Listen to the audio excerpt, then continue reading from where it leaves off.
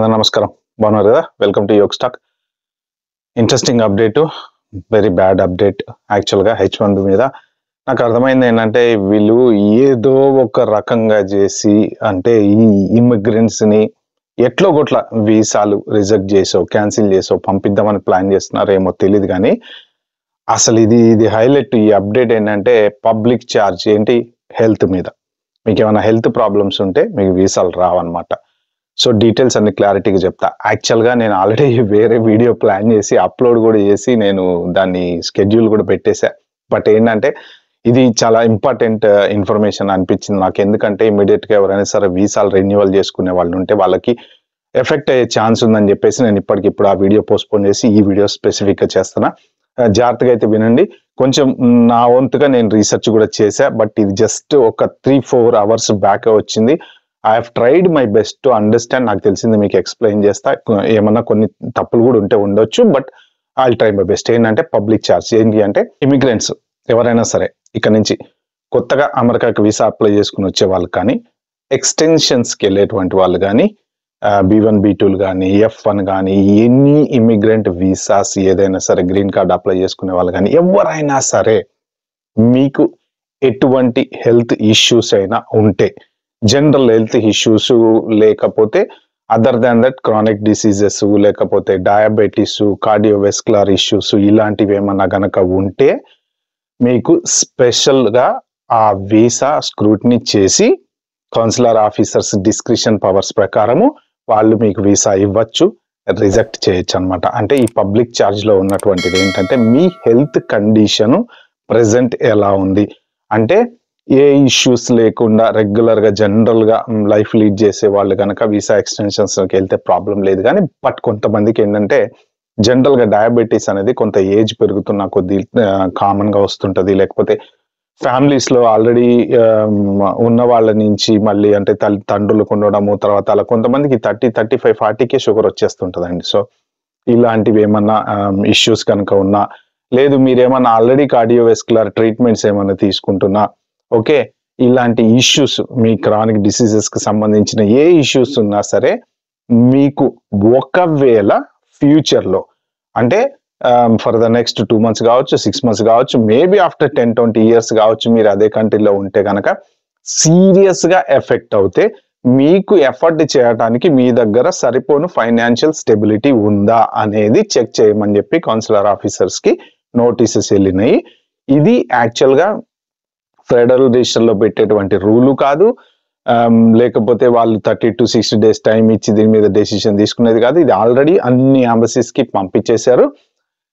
అందరూ ఎవరెవరైతే వీసాస్కి వెళ్తున్నారో, ఎక్స్టెన్షన్స్కి వెళ్తున్నారో, B1 B2కి వెళ్తున్నారో, మీ హెల్త్ రికార్డ్స్ అన్ని పర్ఫెక్ట్గా తీసుకొని మీరు వాళ్ళకి సబ్మిట్ చేయాలన్నమాట. అంటే ఒకవేళ గనక ఆ కౌన్సిలర్ ఆఫీసర్స్కి మీ హెల్త్ గురించి ఏమైనా డీటెయిల్స్ కావాలన్నా, వాళ్ళకి ఏమైనా డౌట్ వచ్చినా, వాళ్ళు ఏమైనా ప్రూవ్ చేయమని అడిగినా, RFEs రైజ్ చేసి ఓకే నీ హెల్త్ రికార్డ్స్ తీసుకురాపో మీ డాక్టర్ దగ్గరికి వెళ్ళి అని అడిగినా, జనరల్గా అందరికీ ఇన్సూరెన్సెస్ ఉంటాయి కాబట్టి ఫైన్, మేము ఇన్సూరెన్స్ కవర్ చేసుకుంటున్నామని. కానీ ఇక్కడ వాళ్ళు పెట్టినటువంటి చిన్న లాజిక్ ఏంటంటే, ఇన్సూరెన్స్ ఉంది, ఫైన్, నో ప్రాబ్లం. రేపు పొద్దున ఏదైనా ఎమర్జెన్సీ సీరియస్ ఇష్యూ వస్తుంది, హార్ట్ ప్రాబ్లం వస్తుంది, ఇంకొకటి వస్తుంది, నీ దగ్గర సరిపోని డబ్బులు ఉన్నాయా? అరే ఎవరికి తెలుస్తుంది, ఎలా తెలుస్తుంది రేపు ఏ ప్రాబ్లం వస్తుందో, దానికి ఎంత ఖర్చు అవుతుందో అనేది తెలియదు కదా. అసలు ఇది చాలా వండర్ అనిపిస్తుంది నాకు ఈ రూల్ యాక్చువల్గా.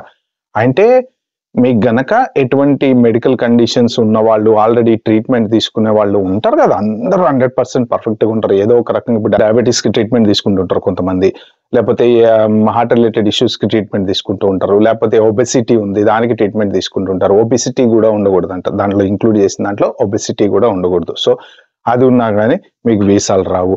అంటే మీరు డాక్టర్ చెప్పాలన్నమాట, వీనికి ఏం ప్రాబ్లం లేదు, ఎటువంటి ఇష్యూ లేదు, ఫ్యూచర్లో అసలు సీరియసే కాడు, మంచిగా హ్యాపీగా 80 ఏళ్ళు బతుకుతాడని డాక్టర్ లెటర్ ఇస్తే మనకి వీసా ఇస్తారు. అలా ఉంది పరిస్థితి. ఇక్కడ ఇంకొకటి అర్థం కాని విషయం ఏంటంటే, కౌన్సిలర్ ఆఫీసర్స్ ఉంటారు కదా, వాళ్ళు డాక్టర్స్ కాదు కదా. వాళ్ళు ఏంటంటే వాళ్ళకు ఉన్నటువంటి ట్రైనింగ్ అయిన తర్వాత వాళ్ళకు ఉన్నటువంటి ఎక్స్పీరియన్స్ ప్రకారం, డిస్క్రిషనరీ పవర్స్ ప్రకారం మన బ్యాక్గ్రౌండ్ అవి చెక్ చేసి, డాక్యుమెంట్స్ చెక్ చేసి ఓకే వీసా ఇవ్వచ్చా ఇవ్వకూడదా అనేది డిసైడ్ చేస్తారు వాళ్ళు. బట్ వాళ్ళకేం తెలుస్తుంది డయాబెటీస్ గురించి, వాళ్ళకేం తెలుస్తుంది హార్ట్ డిసీజెస్ గురించి అంటే ఇక్కడ వాళ్ళు మన మెడికల్ రికార్డ్స్ తీసుకురామని అడిగే ఛాన్స్ ఉంది. జనరల్గా ఏమన్నా వాళ్ళకి ఏమైనా డౌట్ వచ్చింది అనుకోండి, వాళ్ళు ఏమంటారంటే ఓకే నీ మెడికల్ రికార్డ్స్ తీసుకురాపో అంటారు. ఓకే ఆర్ఎఫ్ఈ రైజ్ చేసి మన మెడికల్ రికార్డ్స్ డాక్టర్ దగ్గర నుంచి తీసుకురమ్మంటారు. ఆ మెడికల్ రికార్డ్స్ అన్ని చెక్ చేసి నీకు ఏదో తేడా ఉంది కదా అని చెప్పి రిజెక్ట్ చేయొచ్చు. డిస్క్రిషనరీ పవర్ ఉంది కాబట్టి వాడికి నీ మెడికల్ కండిషన్ బాగాలేదు అందుకే నేను వీసా రిజెక్ట్ చేస్తాను అన్నా అనొచ్చు, చెప్పలేము. ఎందుకంటే వాళ్ళ పవర్స్ ఇచ్చారు కదా రీసెంట్ గా ఈ బిగ్ బ్యూటిఫుల్ బిల్ దగ్గర నుంచి కూడా వాళ్ళకి డిస్క్రిషనరీ పవర్స్ చాలా ఇచ్చారు. మీరు వీసా క్యాన్సిల్ చేసినా లేకపోతే వీసా ఇచ్చినా అది మీ చేతిలోనే ఉంది అనేసి. సో వాళ్ళు దాన్ని మిస్యూజ్ చేసుకొని కూడా వీసా రిజెక్ట్ చేసే ఛాన్స్ ఉంది.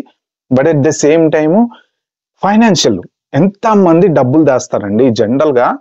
ఓకే 3-4 జాబులు చేసేవాళ్ళు, 5 జాబులు చేసేవాళ్ళు వాళ్ళు బ్యాంక్ బ్యాలెన్స్ పెట్టుకుంటారేమో, ఒక $50,000 $1,00,000 పెట్టుకుంటారేమో. కానీ ఒక F1 స్టూడెంట్ ఎంత బ్యాంక్ బ్యాలెన్స్ పెట్టుకుంటాడు, ఓపీటీ మీద స్టెమ్ ఓపీటీ మీద ఉన్నోడు ఎంత బ్యాంక్ బ్యాలెన్స్ పెట్టుకుంటాడు, రీసెంట్ గా H1 మీద 4-5 సంవత్సరాల క్రితం వెళ్ళిన వాళ్ళు ఎంత బ్యాంక్ బ్యాలెన్స్ పెట్టుకుంటారు. ఇద్దరు సంపాదించినా సరే జనరల్ గా ఎట్లుంటది అంటే ఇంటికి లోన్ కట్టుకుంటారు, లేకపోతే అద్దెలు అయితే రెంట్ కట్టుకుంటారు, పిల్లల స్కూల్ ఫీజులు కడుతుంటారు. వీటన్నిటికి రెగ్యులర్ గా వెళ్ళిపోతే ఈ మెడికల్ ఇన్సూరెన్స్ ఉంది కాబట్టి మెడికల్ గా ఇన్సూరెన్స్ కట్టుకుంటారు.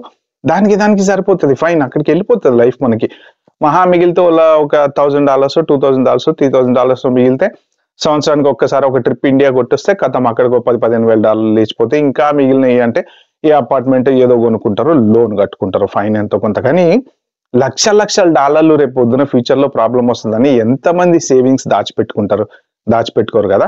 సో కాబట్టి ఇది మాత్రం కొంచెం సీరియస్ ఇష్యూనే. అంటే జనరల్ గా నేను మొత్తం రీసెర్చ్ చేశాను. మాక్సిమం నాకు ఉన్న డౌట్ల ప్రకారం, మీకు తెలుసు కదా నేను ఏ వీడియో అయినా సరే రీసెర్చ్ చేయకుండా పెట్టిన, ఉన్న డౌట్ల ప్రకారం మొత్తం రీసెర్చ్ చేస్తే నాకు అర్థమైంది ఏంటంటే వీళ్ళు ఆల్రెడీ ఈ రూలు కాదు, ఇది ఏం కాదు, వాళ్ళు ఆల్రెడీ కౌన్సిలర్ వాళ్ళకి చెప్పేశారు అన్ని చెక్ చేయండి హెల్త్ రికార్డ్స్ అని. అంటే ఇప్పుడు ఇండియా నుంచి వచ్చేటువంటి వాళ్ళు ఎవరైనా పెద్దవాళ్ళు ఎవరైనా ఉన్నారనుకోండి, వాళ్ళకి విజిట్ వీసా రావటం ఇక వర్ణనాతీతం. 50 ఏళ్ళు దాటినాయి అంటే 60 ఏళ్ళు దాటినాయి అంటే ఖచ్చితంగా ఏవో ఒక చిన్న మైనర్ ఇష్యూస్ అనేవి ఇప్పుడున్న పొల్యూషన్ కి ఇప్పుడున్న కండిషన్స్ కి ఏదో ఒక హెల్త్ ప్రాబ్లమ్స్ ఉంటాయి.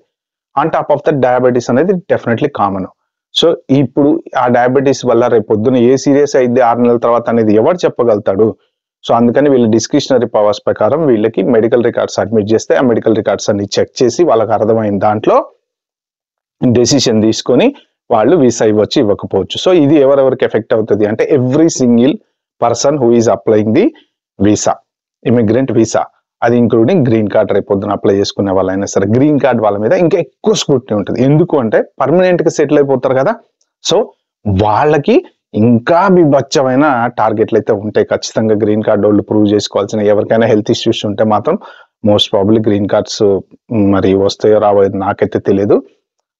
ఇప్పుడు ప్రజెంట్ వాళ్ళు ఇచ్చిన ఏంటంటే health conditions, general health conditions ఏమేమి ఇచ్చారంటే first one diabetes, next one cardiovascular diseases, తర్వాత న్యూరోలాజికల్ దాని రిలేటెడ్ ఏమైనా డిసీజెస్ ఉంటాయి, తర్వాత ఒబెసిటీ, తర్వాత మెంటల్ హెల్త్ కండిషన్స్.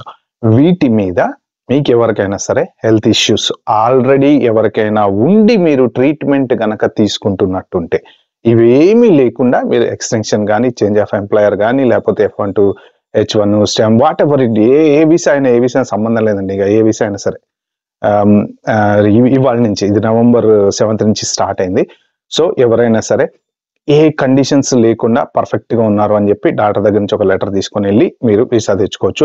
ఒకవేళ ఎవరికైనా ఇలాంటి కండిషన్స్ లో గనక మీరు ట్రీట్మెంట్స్ తీసుకుంటూ ఉంటే మీరు ఫైనాన్షియల్లీ వెల్ ఆఫ్. రేపొద్దున ఒకవేళ సీరియస్ ప్రాబ్లం ఏదన్నా వచ్చినా మేము పర్లేదు, మా దగ్గర సరిపోను డబ్బులు ఉన్నాయి, అమెరికాలో ట్రీట్మెంట్ కి మేము ఎంత పెట్టుకోవాలో అంత పెట్టుకోగలము అని ప్రూవ్ చేస్తే వీసా ఇస్తారు.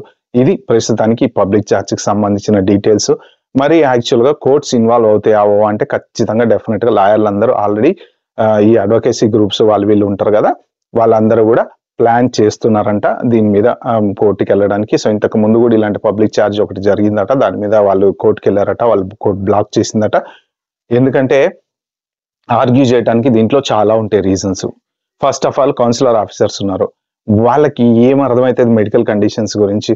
సో ఈ కౌన్సిలర్ ఆఫీసర్స్ లో ఎవరైనా డాక్టర్స్ చదివిన వాళ్ళని తీసుకొచ్చి కూర్చోబెట్టి ఇక వాడు మొత్తం చెడబారం అంతా చదివి నువ్వు ఎప్పుడు పుట్టావు, ఏమైంది, పుట్టుమచ్చ వెనకుందా ముందుందా, ఇట్లా ఈ టైప్లో అన్ని చెక్ చేసి నీకు ఆ హెల్త్ ప్రాబ్లం అప్పుడు వచ్చిందా, ఈ హెల్త్ ప్రాబ్లం ఇప్పుడు వచ్చిందా, ఇవన్నీ ప్రూవ్ చేసుకొని అంటే మన పాస్ట్ 3-4 years మెడికల్ హిస్టరీ వాళ్ళకి ప్రూవ్ చేసి చూపించాలన్నమాట. నేను కండిషన్ నాది పర్ఫెక్ట్, ఏమన్నా చిన్న చిన్న ఇష్యూస్ వచ్చినా డాక్టర్ దగ్గరికి వెళ్తున్నాను, మెడిసిన్ తీసుకుంటున్నాను, ఫైన్, నాకు ఏది ఇప్పటి వరకు సీరియస్ కాలేదు అని క్లీన్గా ప్రూవ్ చేస్తే మీకు H1 ఎక్స్టెన్షన్ కానీ, చేంజ్ ఆఫ్ ఎంప్లాయర్ కానీ, లేకపోతే నెక్స్ట్ B1 B2 మారిన వాళ్ళు కానీ, ఎటువంటి వీసా వాళ్ళకైనా సరే ఇది ఎఫెక్ట్ అవుతుంది అనమాట. ఇది ఒక రకంగా మాత్రం కొంచెం బ్యాడ్ న్యూస్. అంటే ప్రస్తుతానికి కోర్ట్స్ ఇన్వాల్వ్ అయ్యి మళ్ళీ బ్లాక్ చేసే వరకు కూడా ఈ డిస్క్రిషనరీ పవర్స్ ప్రకారం కనుక వీళ్ళు దాన్ని మరి వీళ్ళకి ఇవ్వద్దు అని డిసైడ్ అయిపోయి క్యాన్సిల్ చేస్తే, ఆ రూల్ కింద క్యాన్సిల్ చేస్తాం, ఒక్కసారి వీసా క్యాన్సిల్ చేస్తాం, అవుట్ ఆఫ్ స్టేటస్ అయిపోతారు కదండి. మెయిన్ ప్రాబ్లం ఏంటంటే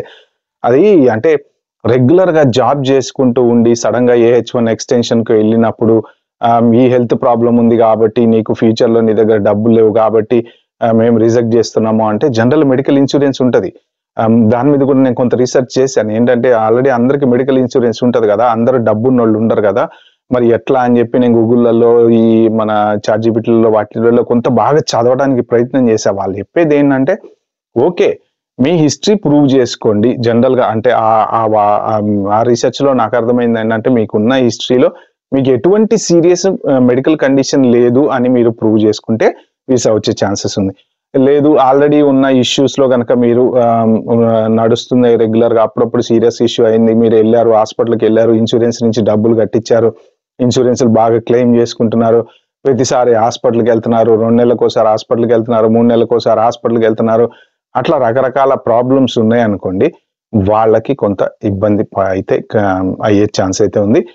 బట్ చూద్దాం ప్రస్తుతానికి ఏమవుతుందో. ఇది ఇప్పుడు వచ్చింది కాబట్టి నేను ఇమీడియట్ గా వీడియో చేయడానికి రీజన్ కూడా ఏంటంటే ఎవరైనా రేపు ఎల్లుండో ఎక్స్టెన్షన్స్ కి వాటికి వెళ్ళే వాళ్ళకి ఏమైనా ఇట్లాంటి ఇబ్బంది రాకుండా ఉండటం కోసం మీరు ముందే ప్రిపేర్ అయి ఉంటారన్న ఉద్దేశంతో వీడియో చేస్తున్నా.